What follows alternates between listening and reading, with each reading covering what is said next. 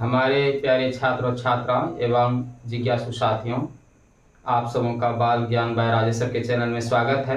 आइए हम लोग मिशन दक्ष क्लासेज के अंतर्गत पिछले पाठ में पढ़े अंक किसे कहते हैं, संख्या किसे कहते हैं, और आज हम लोग पढ़ने जा रहे हैं सम संख्या किसे कहते हैं।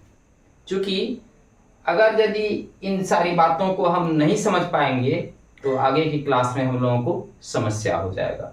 तो आइए हम लोग आते हैं सम संख्या पे।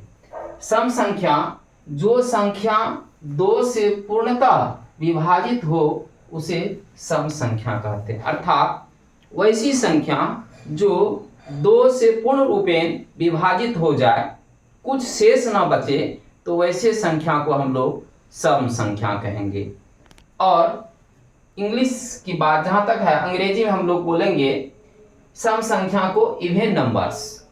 इवन नंबर्स कहते हैं numbers which can be divisible exactly by 2 are called even number. अर्थात वैसी संख्या जो पूर्णतः 2 से विभाजित हो जाए, वैसे संख्या को हम लोग सम संख्या कहेंगे।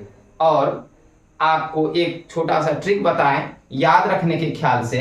सम और विषम जब पहचानने की जरूरी हो, आप चिन्ह लगाने की बात हो, तो उस समय आप बहुत ही आसानी से इन अंकों को अलग कर सकते हैं, छांट सकते हैं। जैसे हमने पहले लिखा, टोटल अंक हमारे पास 10 है। कौन?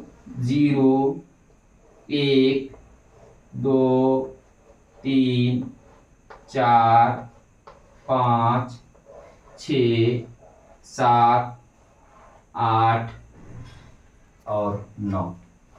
अब देखिए, अगर यदि आपको प्रश्न मिले कि इनमें से सम संख्या कौन कौन सा है, उन्हें आप टिक कीजिए, तो आप बहुत ही आसानी से छांट सकते हैं, चिन्हित कर सकते हैं। सीधा कुछ नहीं, आपको एक 0 से शुरू करना है, एक बीच में गैप रखना है और आगे यही क्रम बढ़ते जाना है। तो आप लोगों को समझ में आ जाएगा कि कौन कौन सी संख्या सम संख्या है और कौन कौन की संख्या विषम संख्या है। अर्थात 0, 2, 4, 6, 8, आगे कौन सा संख्या अंक आएगा? 10। संख्या देखिए 11, 12, 13, 14 और 15। आप देखिए, हमने आपको ट्रिक बताया कि क्रमबद्ध जो लिखा हुआ रहेगा और उनको हम लोग देखेंगे। 8, 10, 12, 14, 16।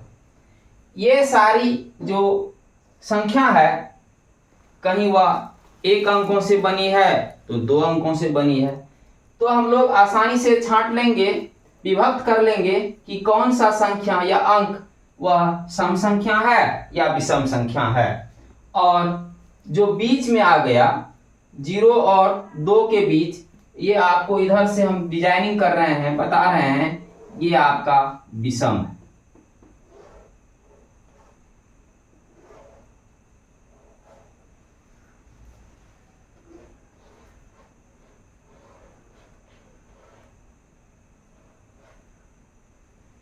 अर्थात अब हम भली भांति समझ गए कि अगर यदि आपके पास कुछ अंक या संख्या लिखा हुआ हो तो बहुत ही आसानी से आप सम और विषम को विभक्त कर सकते हैं, चिन्हित कर सकते हैं, और हमारा जो प्रश्न होगा वह आसान हो जाएगा और हम लोग अच्छा अंक को प्राप्त कर सकते हैं। धन्यवाद।